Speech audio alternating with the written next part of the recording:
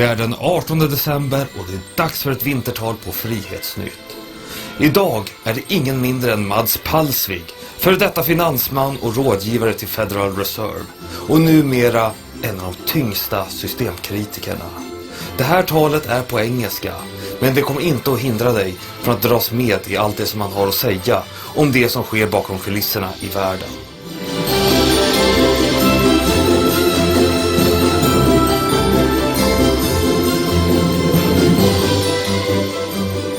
Yeah, so my name is Palsvig. I'm a former investment banker from some of the biggest American investment banks in the world. I was focusing mainly on government bond trading, but in effect all fixed income trading, derivatives, futures, options as well, mainly in Europe and the US.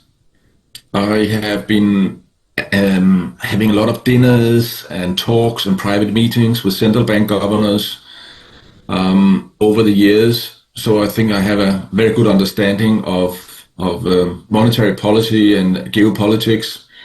My personal life is married 35 years, 3 children and 2 grandsons. Well, nearly all the central bank governors in the Federal Reserve in the period from 96 to 2011 in private gatherings, dinners, with a group of traders and some professors in economics in London. We had several dinners.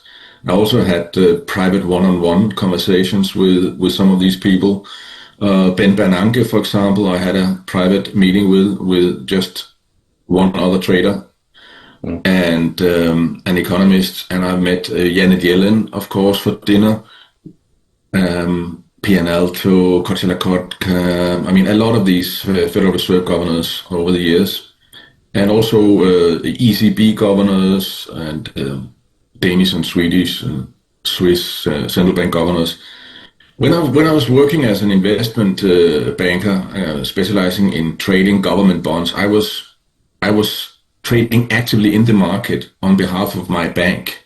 So I was not a salesperson, I was not a researcher or an advisor, I was actively trading. So it was very important that I made money, because otherwise I would lose my job. And when you wanted to find out whether to buy or sell the market, it's very important what the central banks are doing. Whether they are cutting rates, for example, or expanding the monetary base, or what they're doing. And it didn't take many years before I realized that they would very often do the opposite of what I would have done if my job was to create a smooth economic development. Then I would do the opposite of what they did. However, if I wanted to create massive booms followed by huge recessions, then I should do what they did.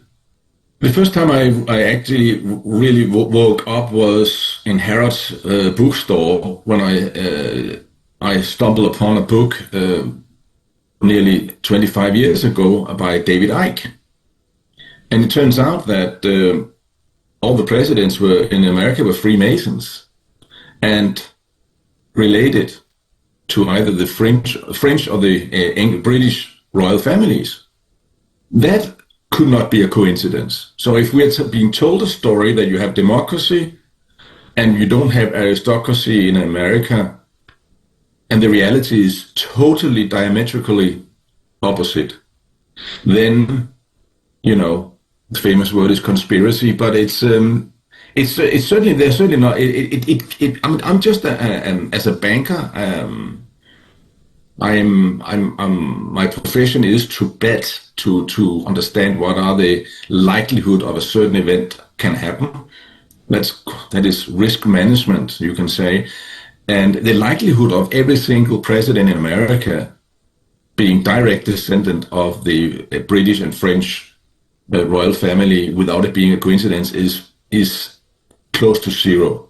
Mm. And that's when I realized something is wrong, and I started to look, and it's very difficult. And I feel for the general population now, when you start to look, all the books that are promoted are lying. They're fake news. And all the real books that tells you the truth are suppressed. So it took me, even when I decided to study and realize what was going on, it took me another 10 years before I really, really started to find a gravy train of information. And I think one of the most important awakenings was when I saw the movie Hellstorm, which tells the truth about the Second World War, because we're believed to think that we were the good guys and the Germans were the bad guys. And then you realize that actually before Second World War, we never targeted civilians deliberately. That was a new low for humanity. And this was not the Germans who did that. This was the British. 63 German cities were leveled. And we have it in public, in writing. It's totally mainstream if you look, both verbally and in writing, that the decision was made to deliberately kill as many civilians as possible. And then we are the good guys. And then after the war, Eisenhower decided to place the German soldiers he captured in open fields, not give them food and water, with barbed wire around, so not even a roof over their head. And this is in stark contrast with how the Germans treated the Allied soldiers. 99% of all American and British soldiers captured by the Germans survived. And you would imagine that some of them were injured upon capture. You would also imagine when the whole infrastructure came tumbling down in the end of the war, where everybody was starving. Also the German soldiers and the German civilians were starving, and typhus was spreading because of the bombings of all the infrastructure. Still 99% of the Allied soldiers survived. And the Germans were strictly adhering to the Geneva Convention and feeding the prisoners the same as their own soldiers. And then the Americans, under Eisenhower's leadership, killed 1.5 million soldiers in a couple of months, freezing and starving to death in the open fields. So the notion we were the good guys is abhorrent. It's a total lie. And it's a very painful lie for a lot of people to realize, because they've been watching all these Hollywood movies where the Germans are the bad guys and we are the good guys. But it's so far away from the truth. You can also see it was the British who were bombing Berlin for several months before the Germans bombed Britain the first time. There were a lot of attempts to have a peace treaty with the British. And in total, over 6 years of bombing England, 20,000 English civilians died. I mean, it sounds 20,000 civilians, that's a lot of people, but that is roughly what dies in traffic in England in a 6-year period. So I'm not saying that the Blitz didn't happen. I'm not saying it isn't sad for those 20,000 people who died in England, but that was just a couple of hours of bombing of Hamburg. That was 20,000. Bam, just like that. In 2 hours, the English would kill more people than the Germans killed in 6 years.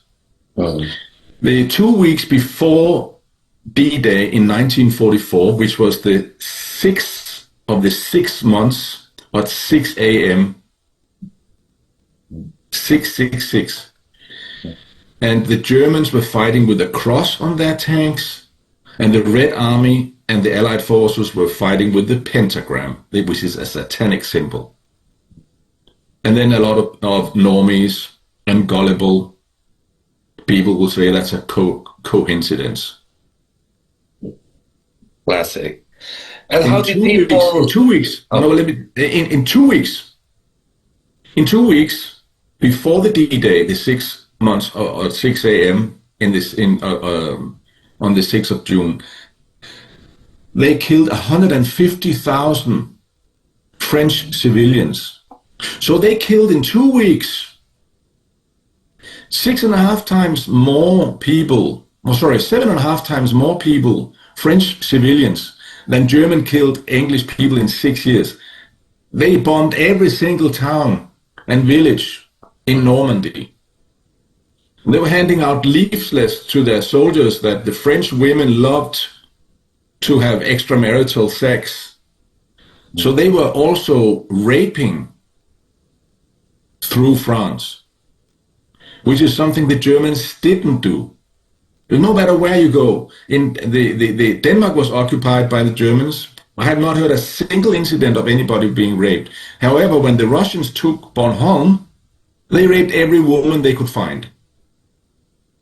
And the same you can hear about in Bulgaria or in Romania. It's the same thing. When the Germans were there, they treated our women with respect. When the Russians came, they just, it was not only the German women they were raping. They were raping the Polish women, the Czech women, the Romanian women. They were just raping everybody they saw.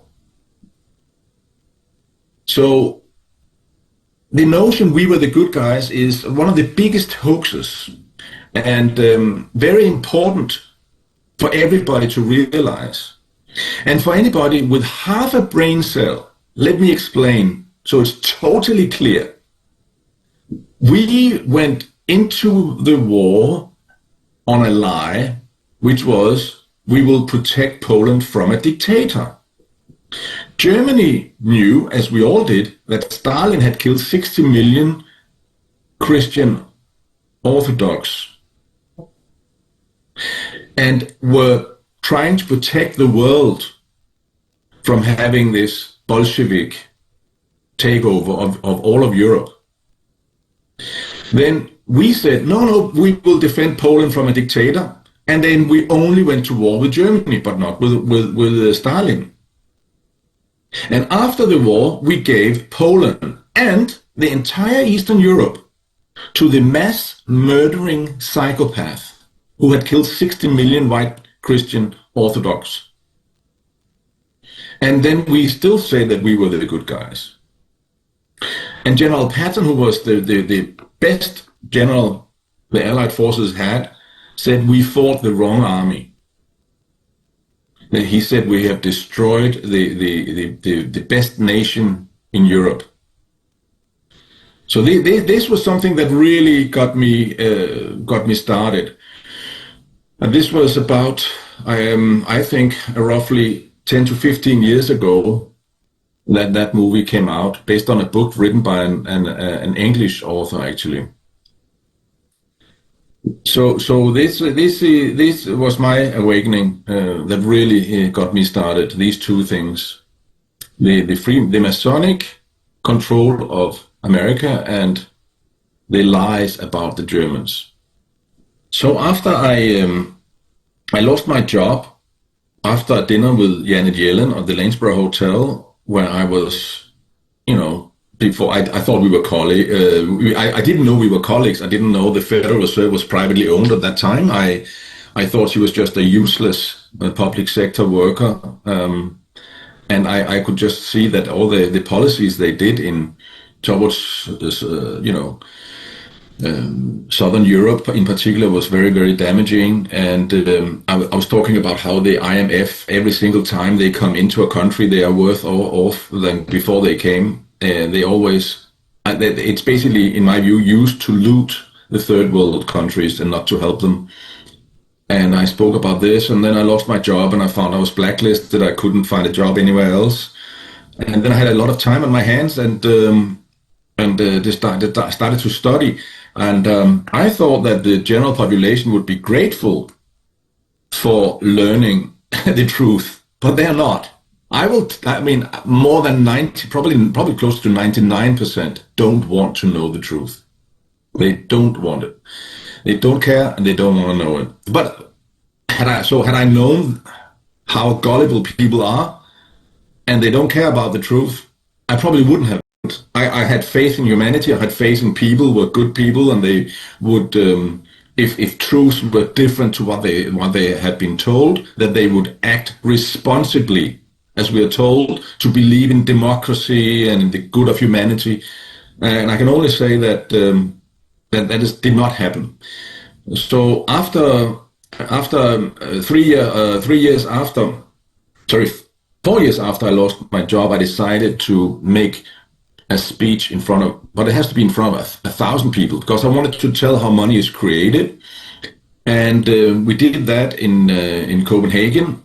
We had 2 seatings of 500, so a total of 1,000 people. We invited 2,500 Danish journalists. Not a single journalist came. And that's how I started. And then after 6 months later, I decided to start a political party, because I thought we have an economic program that would totally remove poverty. So obviously the Danish people would want my economic program, because they're not stupid, right? Wrong. So we never got into the parliament. It's actually very easy to remove poverty. You can totally remove income tax and corporate tax and just introduce a 1% tax on digital transfers of money. So whenever you have a bank transfer, you pay 1%. Whenever you use your mobile pay, you pay 1%. Whenever you use your credit card, you pay 1%. This way, we would be able to tax the multinational corporations for the first time in history.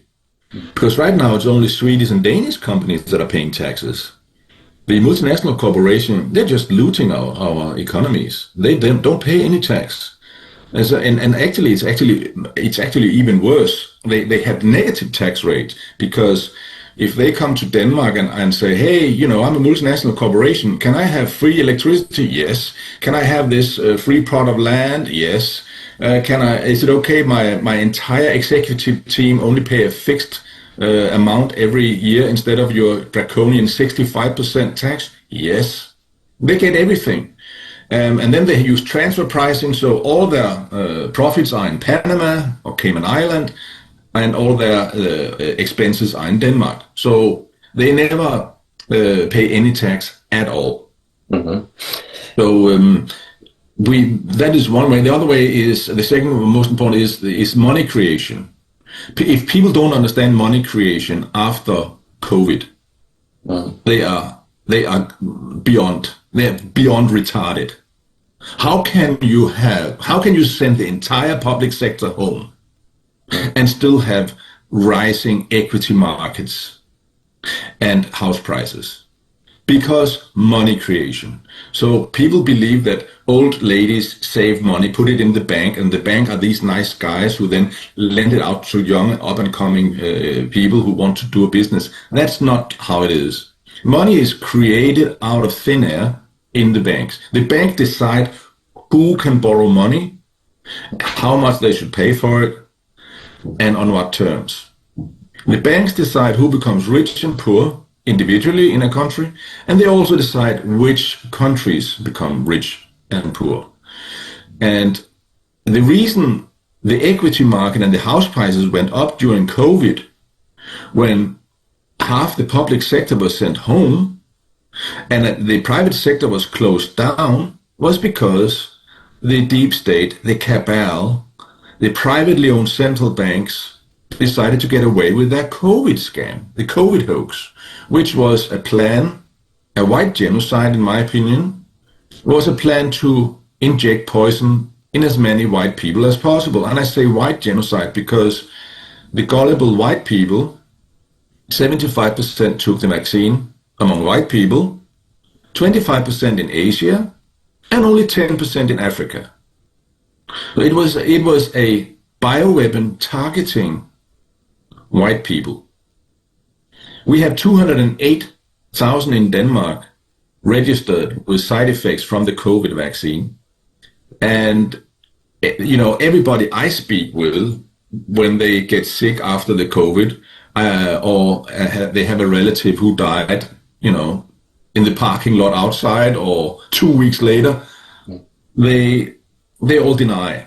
Or at least 9 out of 10 deny. Yes, when someone died 2 weeks after by a heart attack, did he have the COVID vaccine? Yes, but it has nothing to do with that. 9 out of 10 says it doesn't have anything to do with that. So I think that the real number is probably closer to 2 million, which in effect is probably more accurate, because we had some people in Denmark who found out that that each of these COVID vaccines, they have a batch number, and then you could compare the batch number with all the registered side effects. And it turns out that half of the batch numbers had zero side effects, nothing. So that was clearly a placebo. And the other half were in two groups. 5% of the batches were deadly, and almost everybody had a severe side effect. And then there were 45% of the batches where there was some. So it was kind of an in-betweener. So if half of them had a placebo, and if probably 4 million Danes took this shot, so it's probably right. I'm probably right. You can hear I'm an investment banker, and my job is to make calculated guesses. But at least 208,000 have registered the side effect, and there are nothing has happened. None of them are taking the government to court. They become sick, they die, their relatives become sick and die, but because they took these vaccines themselves, and they don't want to look stupid, they don't do anything. They could have supported my political party. We arranged all the demonstrations in Denmark against the COVID. We successfully made activism against the Danish government. So we were the first country in the world to open up. We were the first country in the world to prohibit injecting children with the COVID. Prohibiting. We were the first country in the world who did not recommend the COVID vaccines to Danes under the age of 55. And all three happened within 24 hours after we had sent notice of liability to the health authorities. And the way we do that, we always copy all the colleagues, all the employees in the entire health system, so that because we know most people are good people. So if we send them, you are liable for all the children who dies from this vaccine, and here are 30 pages of evidence how dangerous it is. Then I just knew that people would start arguing in the health authority, but people going, we shouldn't do this. This is too dangerous. I don't want to be part of this. So they had to do it because of internal infighting. I knew that would happen, and that is what happened. And so now I have been proven right 3 times by the Danish government. They have admitted de facto that they were wrong when they said it was safe and effective and tested. Because otherwise they wouldn't, 24 hours after I warned them, they wouldn't change the legislation, they wouldn't prohibit injecting the poison into the children. So 3 times. So I'm not even arguing with your listener whether I am right or the government is right or whatever. That's not up for argument. Because if they had been right, they would not have succumbed to my demands. Mm. So we know for a fact that the government lied. The government took the wrong decision when they very hard came out and threatened to people that they could lose their job and their livelihood. If they didn't take the vaccine, they couldn't eat in a restaurant, they couldn't travel. All these other draconian measures they took. And no repercussions. What's going on? Why are the people such a bunch of cowards? Why are none of them suing the government? Why are nobody demanding that the government, that they should go to jail? This is very surprising to me. So to tell a little bit more about my political party, so the economic program is the 1% tax on transfers of money, and then remove income tax and corporate tax. This is very important, because then you would have an expanding private sector. If you imagine you don't have to pay tax, or your bank account is basically your accounting system. You can just see the money coming. If more money coming in and going out, you're making money. You don't have to worry about deductions. You don't have to employ 500,000.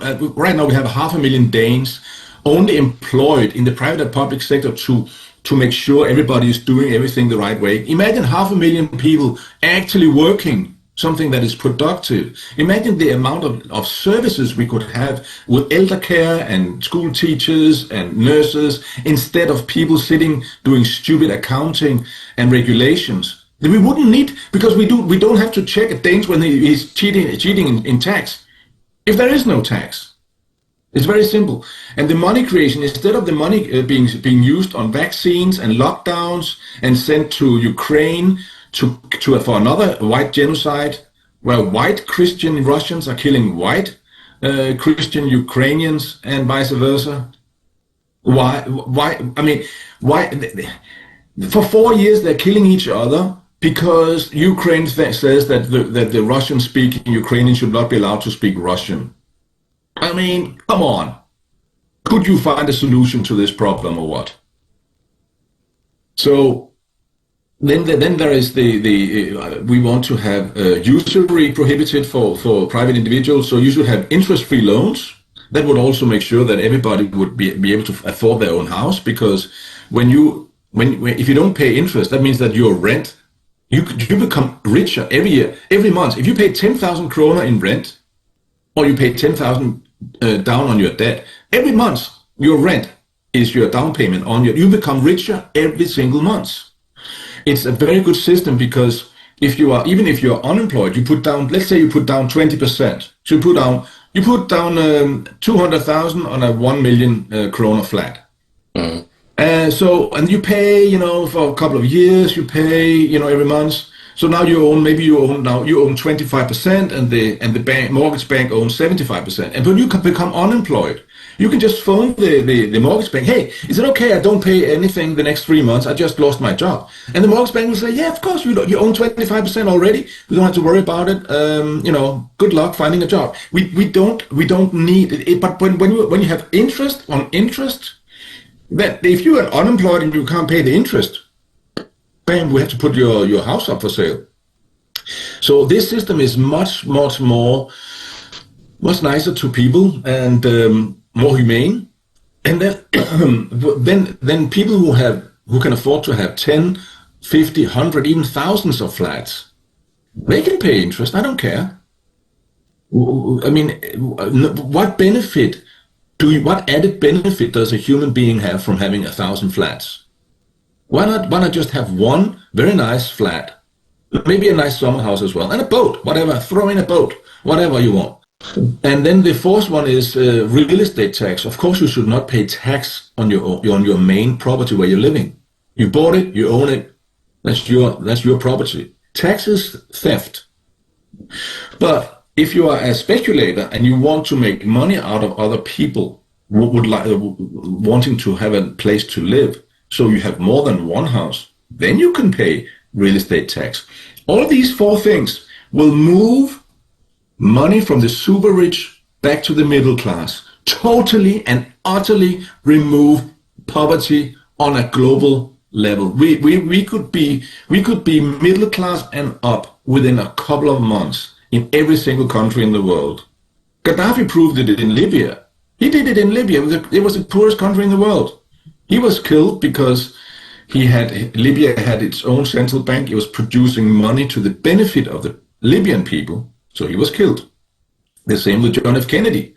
He decided that the Ministry of Finance should produce US dollar notes instead of the privately owned Federal Reserve that produces the current and then Federal Reserve notes.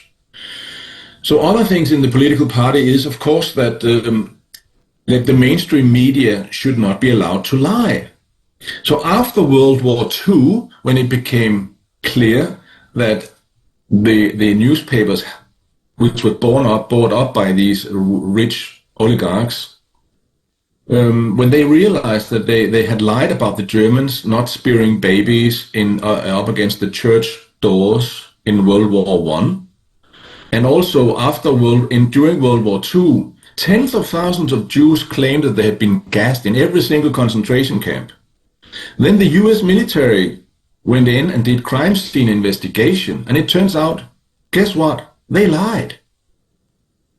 Not a single concentration camp Could they prove there had been gassings? There were no trace in the walls where they said they had been gassed. So in 1948, US military police headquarters in Vienna comes out with a statement. No gassing was used in any of the camps. The next former camp inmate, particularly of Jewish descent, who claims otherwise, will be taken to court charged with perjury. Now, the US military were not allowed to visit Auschwitz, Treblinka, Sobibor, and Belzec, and they were coincidentally all in the Soviet zone. Again, come back to some statistics. What are the chances that, let's just for argument's sake, the Germans wanted to kill all Jews? They didn't. There's not a single document that proves that. There's not even a statement that proves that. But let's just for argument's sake say they did. Why would they transfer all of them over and only do it in 4 concentration camps all the way over in Ukraine and Poland? Why not? Why wouldn't they? Well, that's too. It's just statistically crazy, right? And of course, you have the Leuchter report and the Germa Rudolph report, where they went when Auschwitz was opened in 1990. Who went over, and it's the same thing. No traces were found. They also, then they said 800,000 were killed in Treblinka. They went over there. They have been docking out everywhere, the whole area. There are no bodies, nothing, no evidence, no proof whatsoever. There were in all of Europe, including the Russian, all the way to Euro, there were 9 million Jews. Most of them were in Russia, and in 1933 there were, if you take the area that Germany occupied at the most when they were the biggest, there were 4.5 million in that area. The other 4.5 million were already on the eastern side. Then so many people emigrated or fled the Germans that there were 2.5 million. In 1941, when Germany were biggest, there were 2.5 million Jews.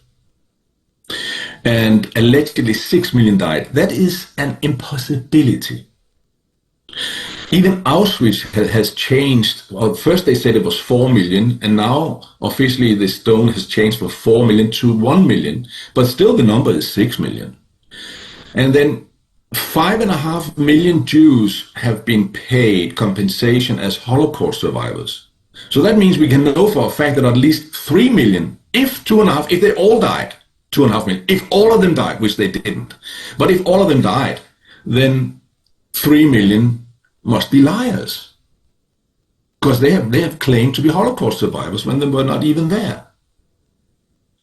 So we know they lie, and that's why in 1948 the Smith-Mundt Act was implemented, which basically prohibited privately owned newspapers owned by the Rothschild family to lie. And that's why the word Holocaust was not mentioned, or the gassings, or 6 million was not mentioned in Churchill's diaries, in Eisenhower's diaries, and in de Gaulle's diaries, a total of 7,000 pages. Not once are gassings, Holocaust, or 6 million mentioned in any of them. Are they Holocaust deniers? And that's something that now is illegal in Sweden. When 1 month before Sweden decided to make Holocaust denial illegal, I wrote a newsletter to the entire Danish deep state, 40,000 people, all politicians, all journalists, all academics working in the universities, gymnasium teachers, people employed in the government, and I just wrote, "I dare you." So the Danes did not implement that crazy law that a historical event cannot be studied. A historical event that is so full of lies. The word Holocaust, if you take Encyclopedia Britannica from 1968, the word Holocaust is not even in Encyclopedia Britannica. If you Google the usage of the word Holocaust, it's pretty much non-existent until 1975. When Hollywood made a 4-part docuseries about an imaginary German family and imaginary Jewish family. And then they kept pumping this story again. It was all films. It was all Hollywood films, you know. And the Germans were guilt-tripped into paying, you know, tens of billions of euros in damages to these alleged Holocaust survivors.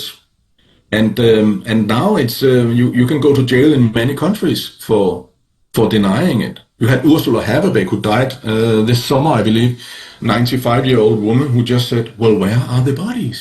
Where did they kill them? Just for asking that, she was sent to jail multiple times in Germany. So you're not allowed to study this event. And this is very important if we want to stop the white genocide that is taking place. We were 30 to 35% of the population 110 years ago. Now we are 7%. And it's by design. You can find so many examples of white genocide. So as I said before, there are no evidence the Germans wanted to exterminate the Jews whatsoever. No statement, no documents. It's not there. Only Hollywood hearsay. Jewish people, yes, I was there. I saw it with my own eyes. Well, we know they lie. We know 5.5 million has been paid compensation, so we know 3 million at least are lying. We have U.S. military. They started saying that they were being gassed in all the camps. They started saying that their skin was turned into lampshades and soap. And it turns out that was also a lie. They lie about absolutely everything. But now we see in Gaza, you can see government officials, rabbis, scholars, professors saying that all Palestinians should be genocided. I mean, while you can't find a single German, you can find tens of thousands of Israelis who want to kill all Palestinians. And in 1940, Andrew Kaufman wrote a book called Germany Must Perish. And New York Times was writing, yeah, that's a very interesting thought. You know, he was not called a genocidal psychopath. He wanted to kill all the Germans. The Houghton plan was another Jewish man who wanted to kill all the Germans by sterilize all the men. And then you had the Morgenthau plan. He was not a nobody. He was the Secretary of not Secretary of State, Secretary of Finance. He was another third Jewish guy who made the Morgenthau Plan in 1944. Again, kill all the Germans, or at least 20% of them, destroy their industry, turn it into agrarian society. This was implemented in 1944, signed by Roosevelt, Stalin, and Churchill. This was why the Germans fought so hard in the autumn of 1944, because they realized that it was not only the Russians who wanted to kill them, it was also the Allied. The war could have stopped a lot sooner if it wasn't for this.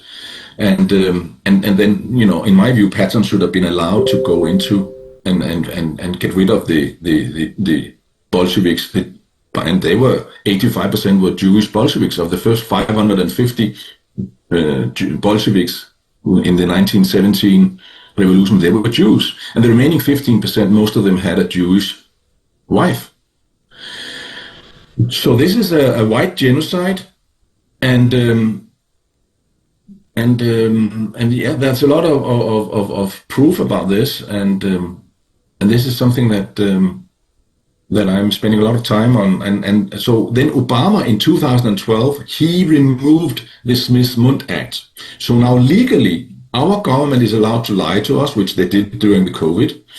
The media is allowed to lie, which they've done with about every single war we've been into. And now they're also programming Grok and Google and ChatGPT with a lot of these lies. You know, and I mean, I have had ChatGPT crash several times when I talk to them about World War II, because you ask the questions and you can turn them into a corn, so it just simply stops answering, you know, because it just collapses. So this is some of the most important things. We need to realize that the Germans were the good guys and we were the bad guys. Good guys don't rape the women after the war. Good guys don't kill the soldiers after the war has ended. Good guys don't carpet bomb the cities, deliberately targeting civilians. We were not the good guys. No, I'm feeling very pessimistic, to be honest, because people are so gullible. It's unbelievable. I just met an American guy and I asked him, so how old were you when you realized that 2 planes could not make 3 towers collapse? And he said, what? What are you talking about? Well, you know, the one with the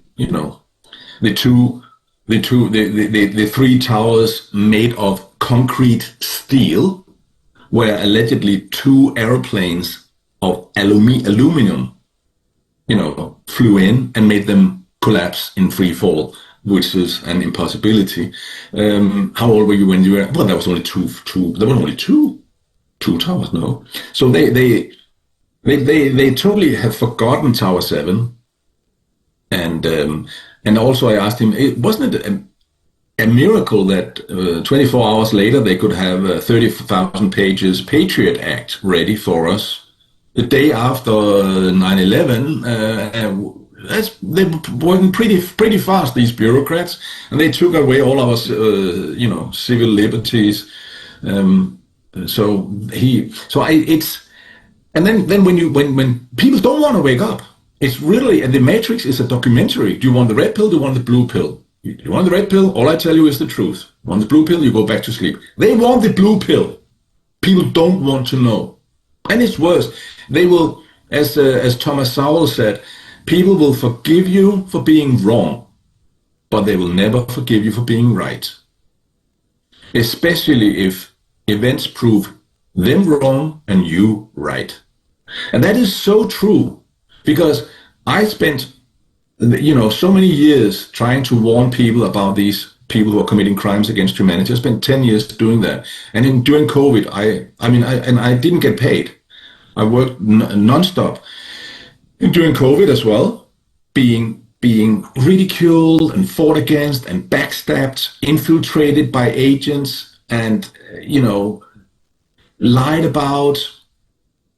And I did all this. And now that events have proven me, I don't have a single Dane coming up to me and said, Matt, I took the vaccine, I should have listened to you. None, nobody. And that's why I'm a huge pessimist, because people have no honor, they have no balls, and they're a bunch of cowards. So I think what's going to happen is there probably won't be any white people left in 1 or 2 generations, because the women are brainwashed into being a feminists. It's more important to have a so-called job where they're sitting, as a bureaucrat somewhere, filling in ridiculous forms or whatever, than to raise your own children. That's more important. Mm-hmm. And then you have the Danish television right now. They are having a program where you have a white Dane and a white woman, Danish man and a white Danish man, and they're thinking about having children. And then a government official comes in and tells the woman that it's better that she sleeps with a black or brown man. So the official policy in Denmark is that we should miscreate with we should not have white children. That's the official, and that's the Källa plan, which was another Jewish guy. He wrote Praktischer Idealismus in 1925, where it was planned that the white European races should become extinct by importing a lot of black and brown people. The only race that should stay intact are the Jews. That's not my words, that's in this book. And he calls us, we should become a mongrel race. Again, not my words. We should become mongrel. Mongrel would be, black, brown people and white people intermarrying. And then we should all be run by Jews. And then we have van der Leyen coming out saying here last summer that Europe is based on the Talmudic values. In the Talmud, it says that Jews are superior. They should have 2,800 slaves. One Jew is worth 10,000 Gentiles. And they are allowed to rape Gentile women. Pedophilia is allowed. It says, kill the Gentiles, even the best of them, which is what they do in these wars. World War I was white genocide. White Germans killing white Russians. World War II, white genocide. White Germans killing white Russians. And now Ukraine, what's that? White Ukrainian Christians killing white Russian Christians. So that's also from the Talmud. And that's probably why van der Leyen is so keen on sending more soldiers to Ukraine and keep the war going. It also says they're allowed to steal. It says in the Talmud, if you find something that belongs to a Gentile, you don't have to bring it back. You're allowed to steal. So that's so far away from the Christians. Christianity, in Christianity, we are not allowed to lie. It's in our 10 Commandments. The Talmud, it says you are allowed to lie. Yeah, as a matter of fact, they have every year in October, they have the annual Kol Nidre, where they have to swear to break all promises made to a Gentile the following 12 months. So they're even pre-planning for the entire following year to lie.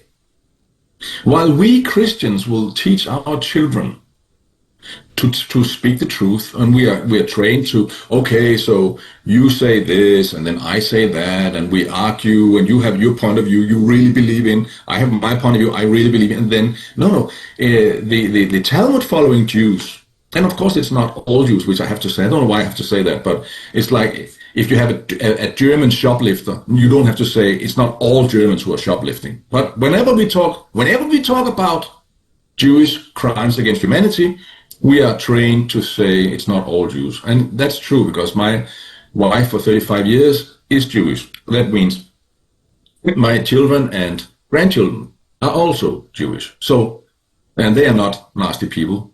They are genetically Jewish, but they are Christians, and they are honorable people, law-abiding, good people, hardworking. So that it goes without saying. But in the Talmud following Jews, the father would train his children to lie. He will basically give them a point of view which is not true, and then they train them. Mm-hmm. So it is, if we don't understand that they lie, and they are programming Grok to lie, they're programming ChatGPT to lie in Google. I mean, when I try to use Google to find something, it's almost impossible to find anything. They spend billions and billions on scrubbing the internet from all facts. You need to read books. You need to find old books. You need to know what websites you can go to where people are doing the real research. And it's very difficult for people. I understand it's very difficult, but it's not hard. So it's not that hard, but it is hard. If you think that your factor checking is to go out and check on Google what Google says, then forget about it. That means that person is mind controlled and brainwashed. There's no chance. So it's very important that media should not be allowed to lie. So we have to have the Smith-Mundt Act back in place again. Because right now they are legally allowed to lie again, and that is very bad. The other important thing is we have our educational system. We should use Trivium. So Trivium right now is only used by the super wealthy in a few universities around the world. But that's basically where you're allowed to use grammar, logic, rhetoric, which are the three different tenets in philosophy, where you want to study something, you look at facts first. That's the grammar. Then you ask all the questions: when, how many, where, and that's the logic. And then you have the rhetoric, which is the wisdom that comes in the end by taking this path in your studies. That's not how we're doing it in the 99.9% educational system. We start with the logic. Basically, we're told to go out and find facts that proves our government is right and our teacher is right. if we find any factual information that is diverging from the official line, then we do not get our degree, and then we don't get our job.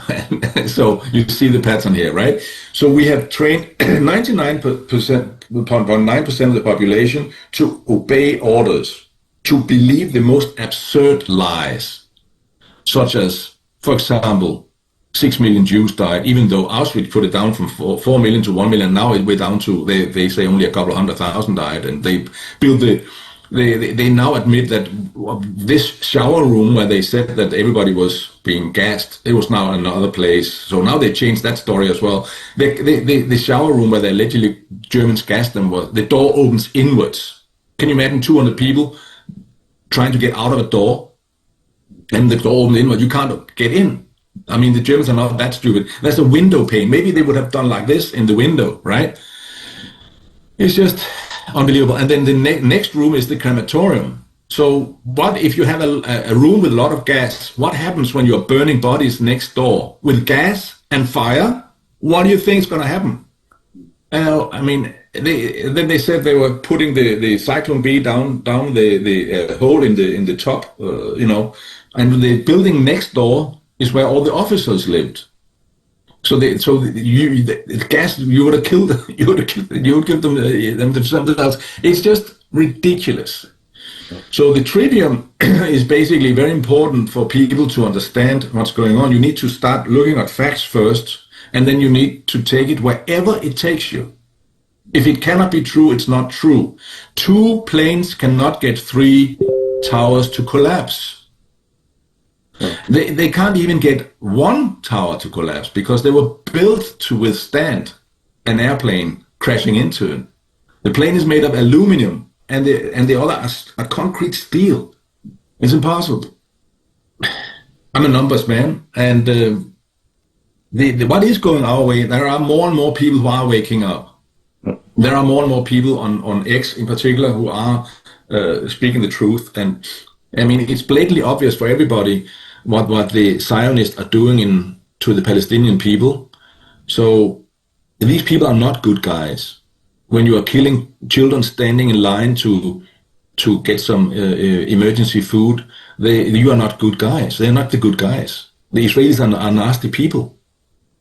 The Israeli government is, and so the only hope is that more people will wake up eventually, and it can of course happen fast. But I just see that people are so selfish. They want to think about what they're going to watch on television tonight, and they have their own problems. And there's a chance people will wake up, and there are some people who are waking up. But the enemy they're allowed to lie. They print money.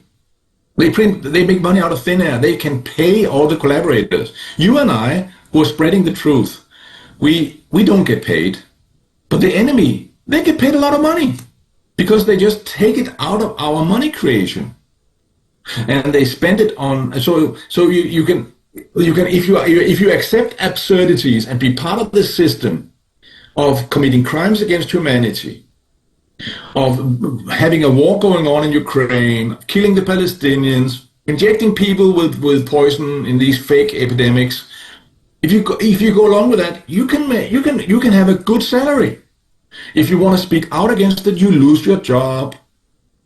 So the incentive is there to lie. We have a system that is a kleptocratic system where the people in power are stealing from the population, and then they're paying off, 10% maybe in the top to do it, and then when the population complains too much, they will give them probably a universal basic income to shut the fuck up.